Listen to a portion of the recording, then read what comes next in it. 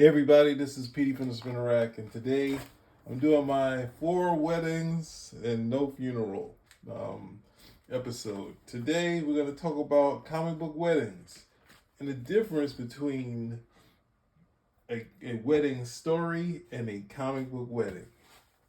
Now, a comic book wedding, there's two distinctions for me, right?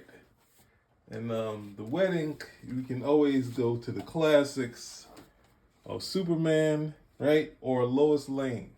Lois Lane, people remember Marvel being the first type of ones to have the wedding because they had the big Fantastic Four wedding.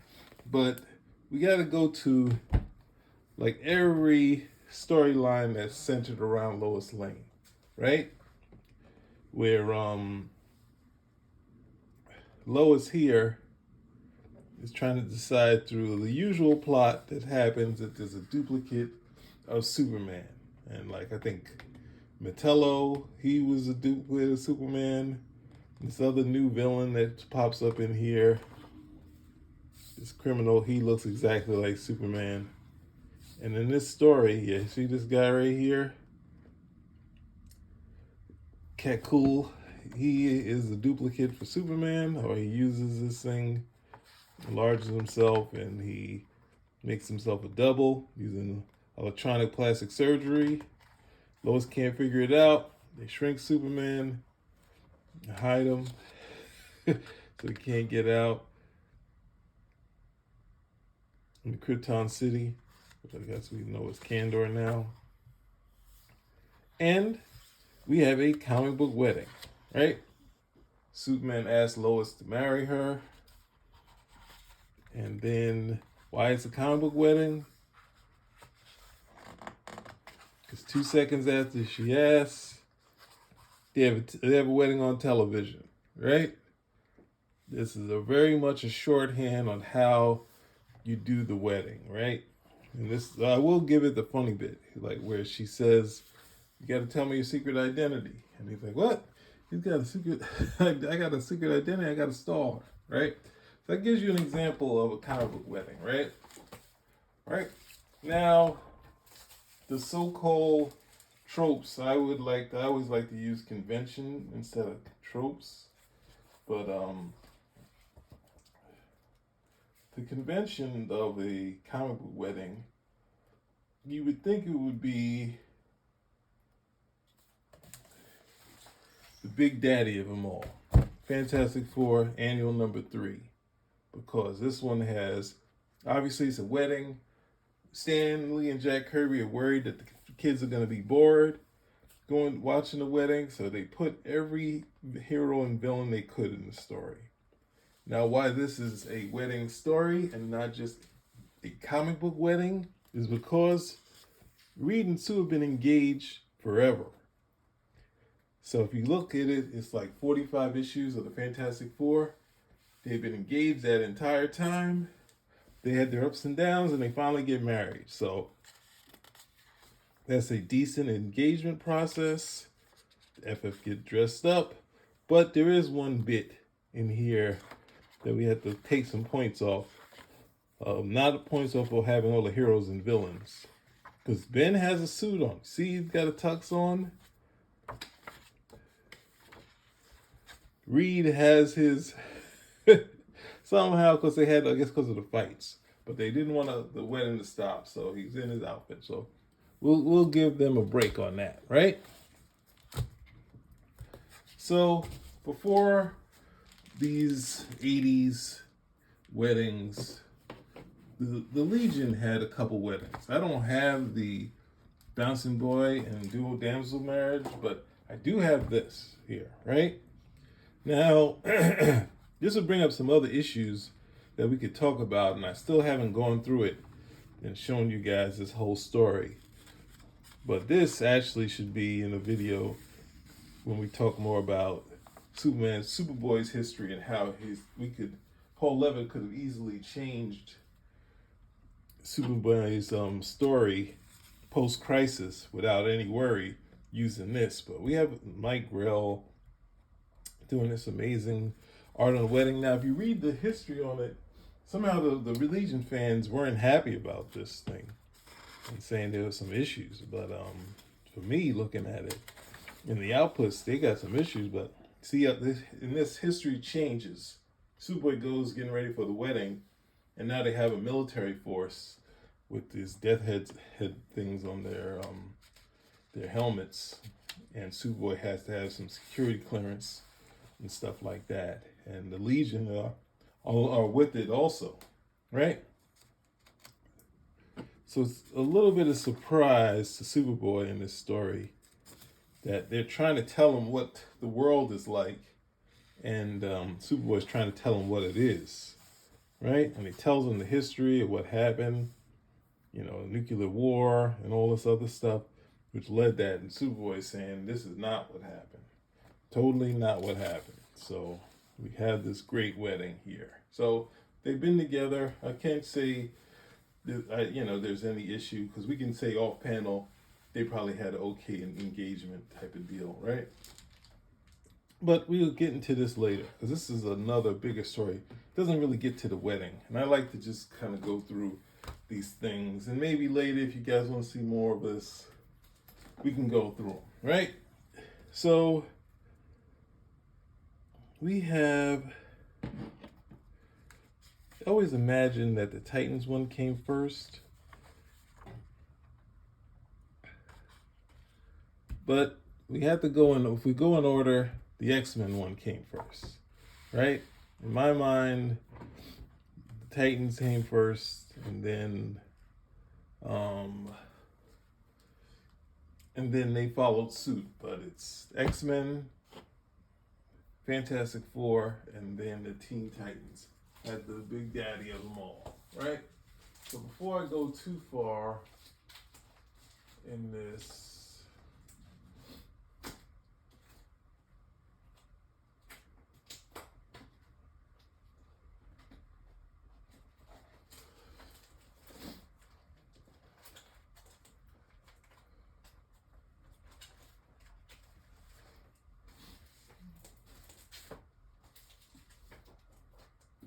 shoot, it's not here.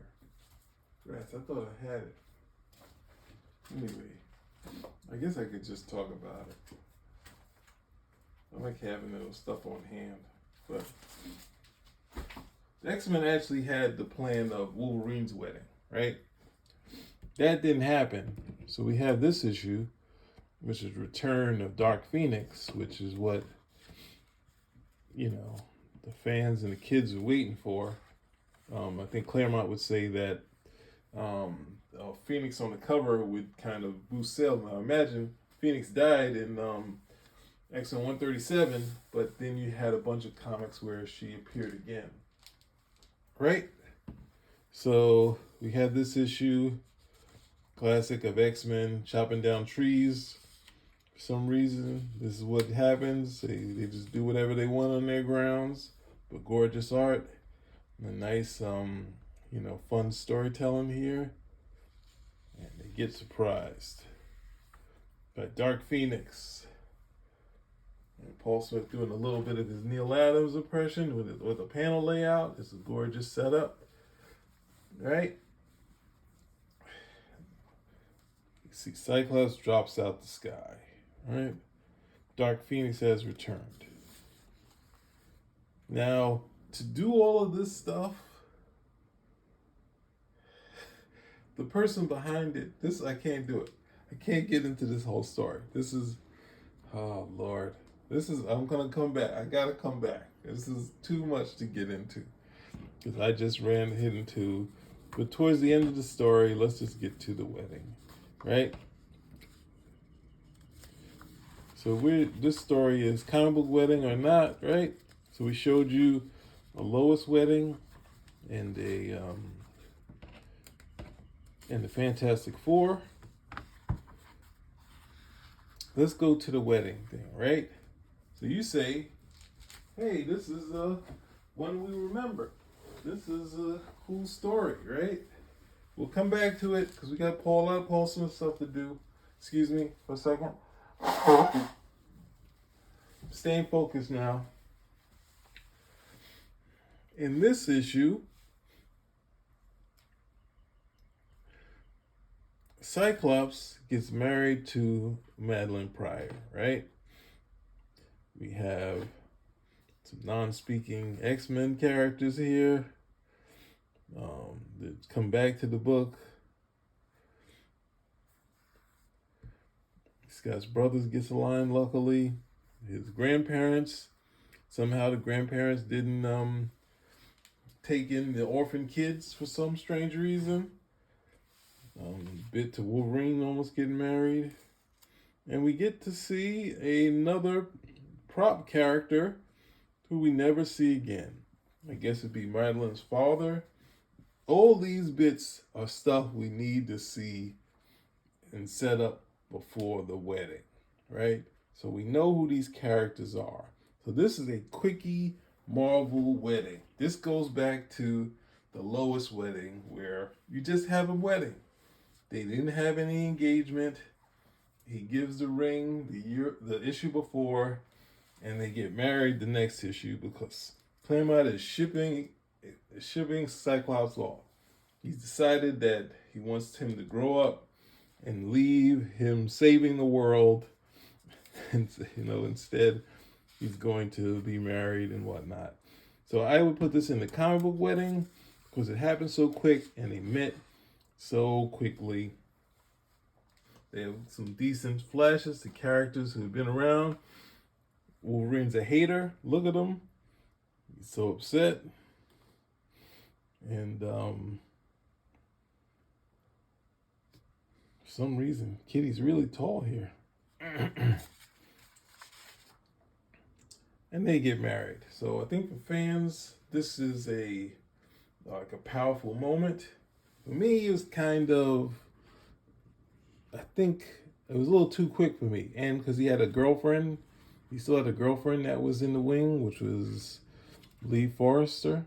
So it was kind of like, huh? Let him get back and at least break up with Lee. Lee would go on to date Wolverine for 2 seconds, and that would be gone. So, all right, so we got that. That's a comic book wedding. Now, if you look at this one, it sure looks like a comic book wedding. Look at all this stuff. But I would say Byrne's taking a note from Stan Lee and Jack Kirby to have some sort of craziness go on in the story. Like this one had the Dark Phoenix in it, so good lord. But this one has these combatants from the Death of Phoenix in the story. So we're gonna go through this one, right? So we're 13 minutes in. This is the wedding of Black Bolt and Medusa, right? Now, one of the good things is they've been together for a very long time since Fantastic Four. I think it's like he's introduced him in I think the end of 45 or something like that, and he appears in. I guess I have it here, right? I do.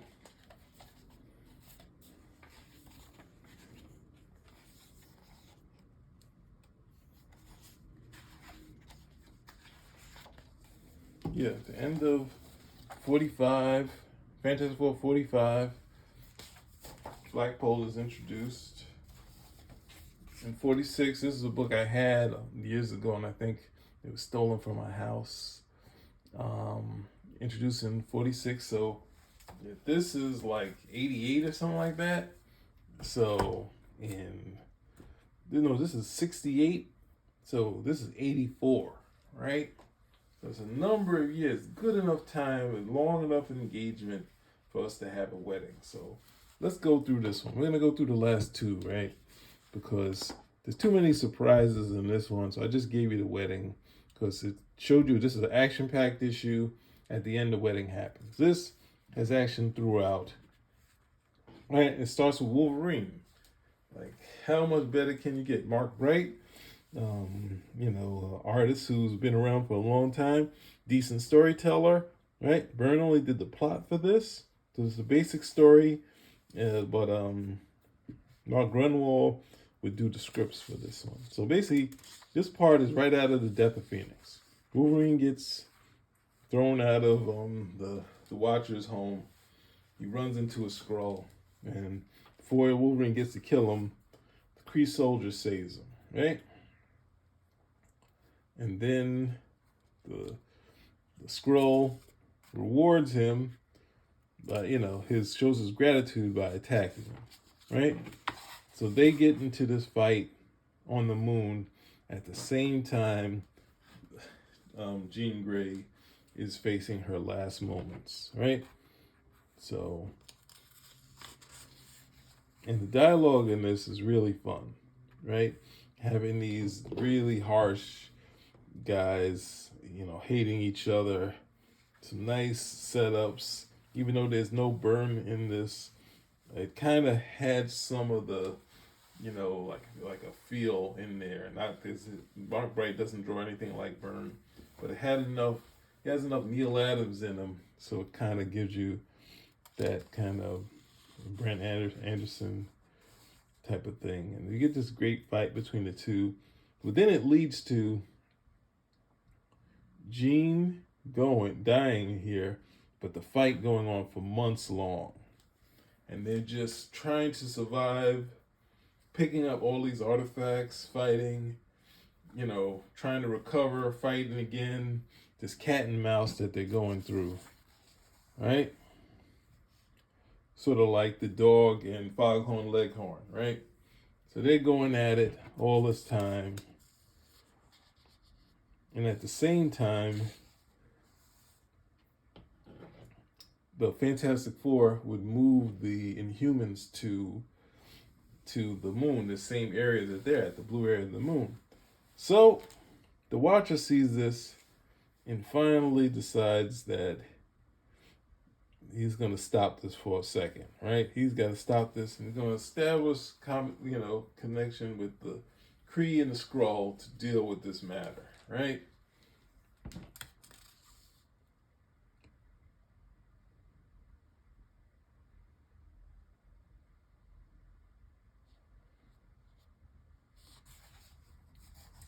And this is before the Skrull world is destroyed. At the same time, they decide that it's too costly to continue the Kree-Skrull war that's been going on for years. So they decide, you know what?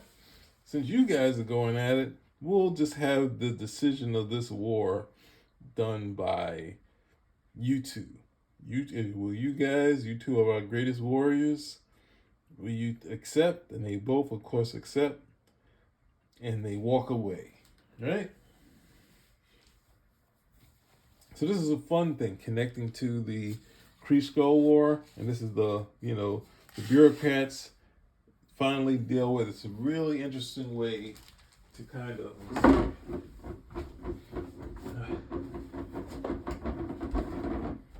Sorry, guys.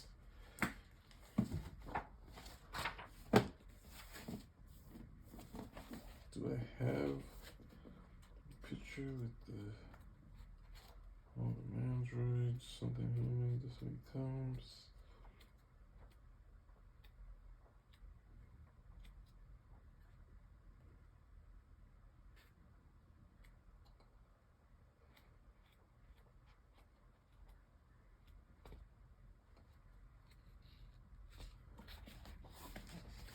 So, even though it stopped the Kree-Skrull War in this issue, was it 94, Avengers 94, the war has been going on. It's very costly.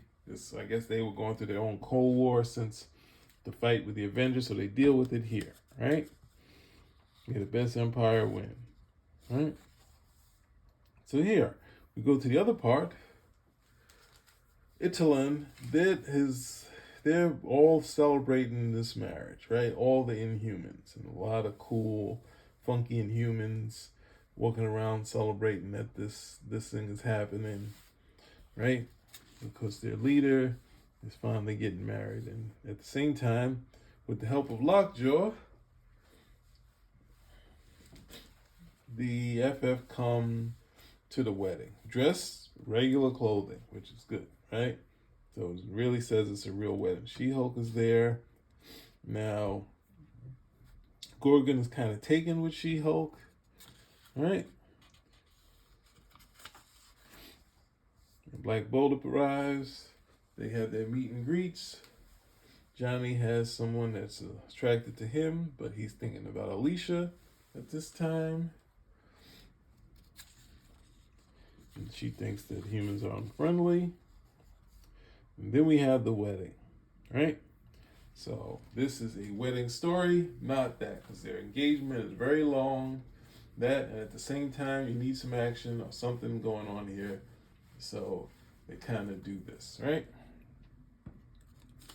They're getting them together. They get married. Everyone loves it. But then the actual earth itself starts to quake. A huge earthquake happens at the same time. Right? So they're married now. This earthquake happens. All this fire is coming out of nowhere. She-Hulk almost goes to her possible death, but the torch comes out and saves her. They're trying to figure out what's going on here.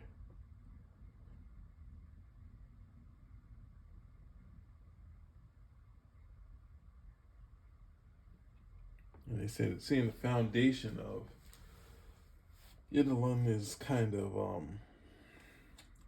damaged, but at the same time, they don't realize they're in a war zone, right? And these guys start attacking, and he has these gauntlets that is able to fell Black Bolt, right? And is able to do a number on a number of people here, right? And when they try to follow, it's booby trapped. And as they keep going, they run into the other one. Was it Ranksor? I should have said their names. We got Ranksor and always screw that up. Sorry, guys.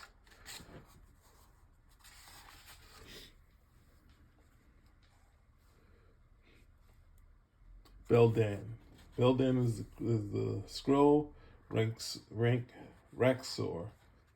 Raksor is the Kree, right? And he has his power suit, able to, hurt Reed Richards.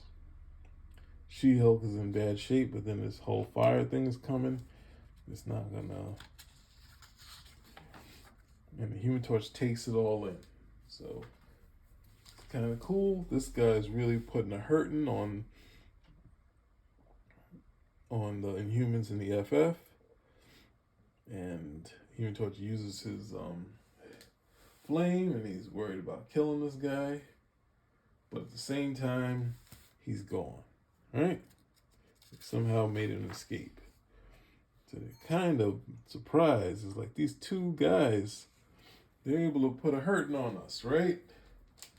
So they need to figure out, but it means that Reed has an idea. I always like that ad for the Avengers. It's okay team. I know people have issue with Star Fox, but I don't. So yeah, they go to the Watcher and they say, yes, there's a battle that's going on, and there's nothing you guys can do about it. It's already set up by these two warring worlds, and it's kind of trying to resolve that, right? So these guys have been killing Inhumans, but Reed has a way to stop them. So, right? So now, prepared for this, they start putting a hurting on these two guys, right? Gorgon, they're all setting them up, doing stuff. They're using teamwork, and they're making short work of these guys. But then, Belden and Ranksor, they run into each other after being tossed around by the heroes, right? They're kind of at their last legs, and they realize they should work together. And they work together, and they just start making short work of the heroes, right? And they defeated everybody. And then the Watcher comes and says, the fight is ended. Now I get to make a decision of who the winners are, right? And they decided that those Skrulls and the Kree have won the war, the humans have lost, and then they're happy because it's like, hey, wait a second, we've beat this backwater planet. They finally proven that we're better than these humans, right? Even though at the end of the Kree Skull War, it was declared that they both were genetic dead ends. Um, this way, they've gained their respect back. So it's a cool ending and tie into the Kree Skull War, right? The Reed had a plan to act, allow them to figure a way to work together, and then with this, they would accept this ending because they defeated the humans and the Inhumans, right? Then they go back to the party, and Gorgon isn't too keen on the She-Hulk right at this point, right? So we did it. 25 minutes in. But see, at long last. Now, I talked about this in Man of Steel, right? In Man of Steel, I talked about DC kind of showing that they didn't have to do any action at all in their stories. And George Perez stretching his popularity to its nth degree, he decides to do a real wedding, right? So we have a big wedding party. We have some of the Titans mixed in there. We got Lilith. We got Star Corey. And we got the Princess Diana, right? And we have, of course, so when the top guys do kids, they're not as strong as as people like John Bogdanove and June Brigham and stuff like that. The kids thing can be harder for some of the popular guys, but this is like a real sort of wedding, right? Has some of the old school Titans in here, right? With the regular Titans that we know, right? So we're here. I think this is Themyscira, right? The Bermuda Triangle. I don't know why this word is hard for me. The Temple of Athena, right? And something's going on with Hippolyta, right? We don't know. So we're adding this, but she hasn't come out in all this time, right? And we have, I think this is Terry Long's kids, as Donna's husband. And so we're gathered here today, right? So they're doing the wedding of this, right? So we got the wedding hall. He's going for it here. He's saying, you know what? I'm trusting the fans that they will accept the wedding and not need action all over the place. And actually, there was a critique saying that's what should have happened in the Fantastic Four annual. But I think, I don't want to bring it in, but Byrne does another annual during this time. No, sorry, the Hulk annual, but this is the bigger one right here, right? So we have Garfield Logan. He's really a stickler putting these plans together, really acting serious, and his butler, his Alfred Quester, who struggles with him, is really proud at this point that he's kind of showing initiative, right? And then, of course, Quester helps out and says, kind of pushes these other guys, right? So this is an odd page here, right? Because we have, it looks like it's the morning after, and Jericho is with with his girlfriend at the time, but it's actually his mom, right? And the problem is that Perez's character is a little too sexy, or they say Zoftig, so it has the same dimension, the same sort of elements of what you see the morning after a moment together. And Perez is just too good at chemistry to kind of really get the mom out of this thing. So, and with this painting that Jericho's doing for Donna and Terry Long, right? Nowadays, I don't even know, people look at Terry because of the age difference as a master of Cone. If you know the Cone heads, they're kind of not with this age difference, but you can see there's like 50 issues of this where people had no problem with it, and now they're waking up. Here's a page of Raven struggling with her darker nature. She doesn't know. She can't talk to Azareth. She can't deal with them. She can't talk to them right now because how evil she's become, right? And the evil inside her. So we have Changeling and his friend. They're going to the wedding too. So I think it's Sarah, right? It was kind of hard to say what was going on with their relationship because she helps a lot of handicapped people, and they've been together for who knows how long. But I think it kind of ends badly, right? So yeah, so these are, we got Cindy Evans and Jennifer Long. These two kids that are playing around, and I think they're Terry's kids, right? And I guess this is the kid after, afterwards. So I don't know. It's been a while. So we see Garfield still working it out. They have something for, his father or stepfather to help things out.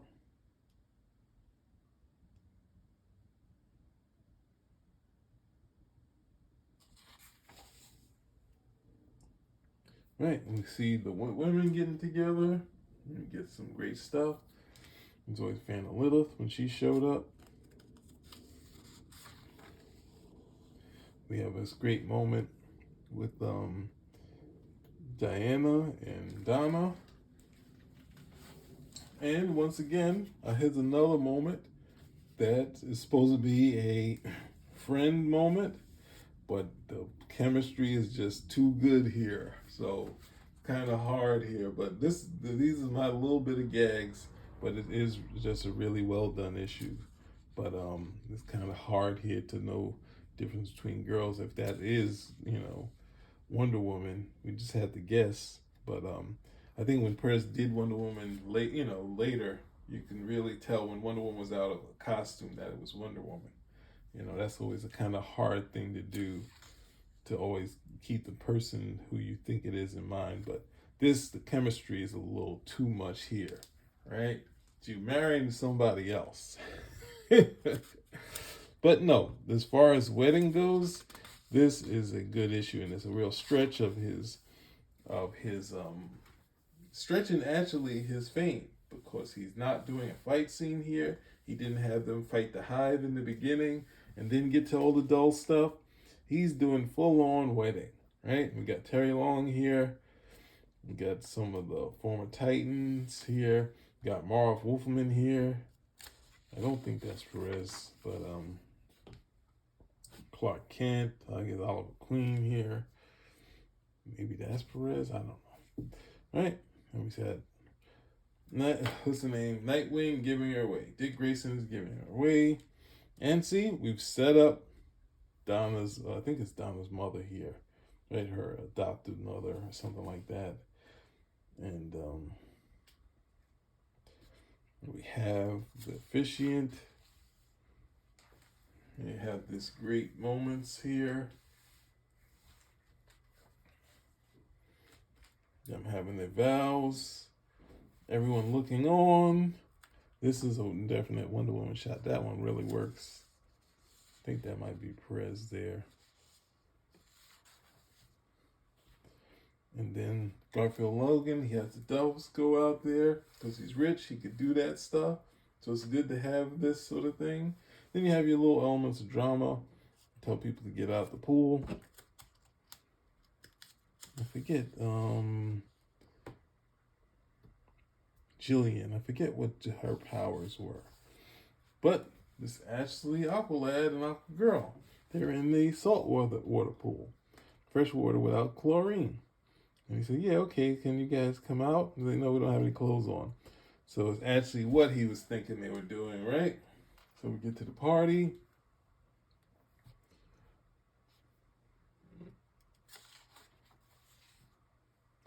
First dance. The wedding cake. The band. There's another plot of nobody talking to nobody's talking to Cyborg about his, all of his metal stuff around him and not being normal. You see some of the Titans West talk of doing a Titans West again. Of course, here Robin gets all struggled with, hey, why don't you adopt me like you just did Jason Todd, right? And he's like, oh, I don't never gave much thought. And then he says something nice that kind of gets him out of it. And Bruce Wayne and Dick Grayson have their moment, right? We had to really use the dialogue to kind of know who these guys are. But then Cyborg figures out that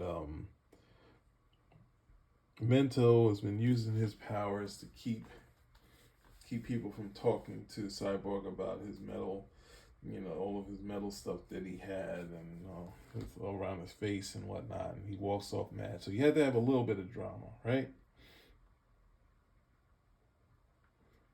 And then it's still the worry about what's going on with Hippolyta. Could there be something wrong? So it's adding a little bit of drama to this thing, right? And then Hawk and Dove show up. Here we go. The real Harley Quinn was once a part of Titans West, right?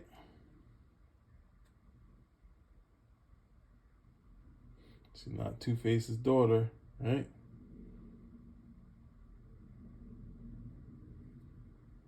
And then see, they're talking about Titans West here. You got Jericho.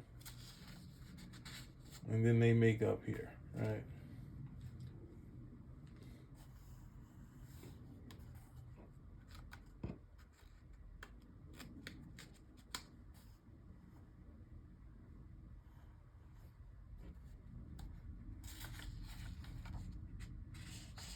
And Sarah was the one to get him to stop it, right?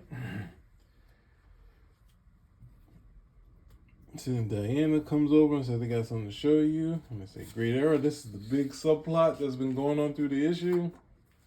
And then it gets well wishes from Hippolyta back when she was blonde, right?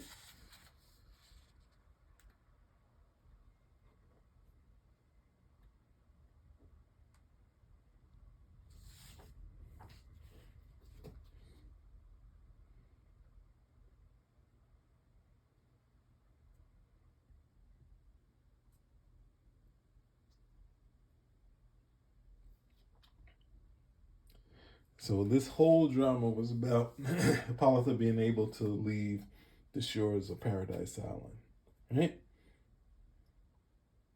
And so long as she don't touch the ground, kind of tough for her. But got videotaping, cool video effect. I think Frank Miller used this for his Superman story, right? And the kiss. So got videotaping, everything possible, right? And Garfield Logan did such a great job. They're all happy. All the normal folk are here. That's what you gotta have. You gotta have your normal folk. Post that. Donna's super hot. And they are happily ever after, flying off. Right? Cool use of panels to add the timing and moments. So yeah, that possibly is one of the best wedding issues ever. Even though I did point out some of the things that are issue with it, it's really well done. That's why I was bringing up. If you remember me talking about Man of Steel with the lack of action, this is an artist showcasing, hey, I'm a height of my popularity. I can trust the fans won't get upset with me not doing an issue with action. I want to do, since he had a big wedding, Perez put all of his energy into this issue. And I don't think it's remembered as well as it should be, because it is an issue that doesn't have a lot of action. And that, of course, even though this one has a lot of action, this one has a lot of action, the wedding everyone remembers is this one. So you've got my opinions and you've got what the fans remember, but you have, this cool fun story. You have this one here, which is just a straight wedding story. right? And then you have X-Men playing off of all of the X-Men stuff. I mean, it's a return of Dark Phoenix, so you got things that people are just going to be drawn to, and it's drawn by Paul Smith. It's the backup artist is John Romita Jr. He would take over after that part. So there you go. We went to some classics, weddings with Lois and the fake Superman, Reed Richards and Sue Richards. We didn't get into Betty and Bruce Banner, but they got married a couple times. So that's it. Thank you guys for watching. We got to do my 4. It was actually 6 weddings, but I'm gonna say 4 weddings and no funerals. And I guess that's about it. Spin a rack out.